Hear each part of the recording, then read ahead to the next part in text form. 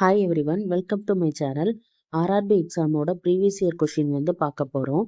கொஷினில் என்ன கேட்டிருக்காங்கன்னா, ஒரு ஃபார்மர் 3 டைப் ஆஃப் பிளான்ஸை ஈக்குவல் நம்பராக ஒரு கார்டனில் பிளான் பண்ண போகிறாங்க. ஒரு ரெக்டாங்கிள் ஃபார்ம் பண்ணுறதுக்கு ஒரு பிளான்ட்டு அதோட எல்லா டைப்பையும் சேர்த்து தான் ஒரு ரெக்டாங்கிள் ஃபார்ம் பண்ணியிருக்காங்க.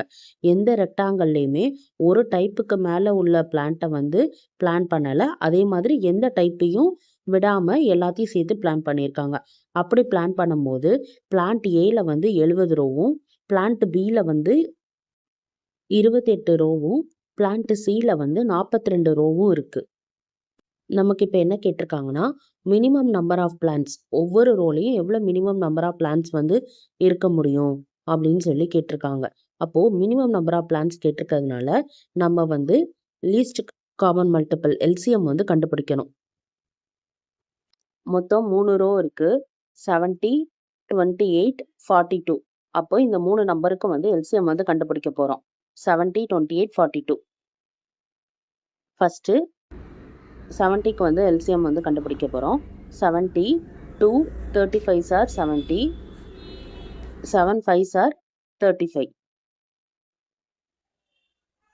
Next 28, 2 14s are 28, 2 7s are 14, 7 prime number. Next 42, 2 21s are 42, 3 7s are 21. இப்போ ஃபேக்டர்ஸ்லாம் எடுத்து எழுத போகிறோம். 70யோட ஃபேக்டர்ஸ் என்ன? 2 into 7 into 5.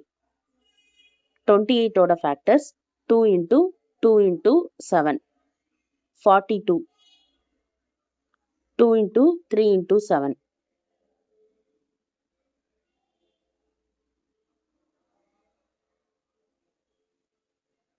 ஃபஸ்ட்டு இது மூணுலேயும் இருக்கிற காமன் ஃபேக்டர்ஸ் என்ன? 2, அப்புறம் 7.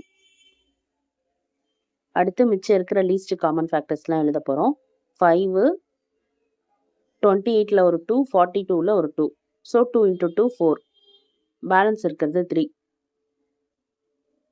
இப்போ இது எல்லாத்தையும் மல்டிப்ளை பண்ணோன்னா 420.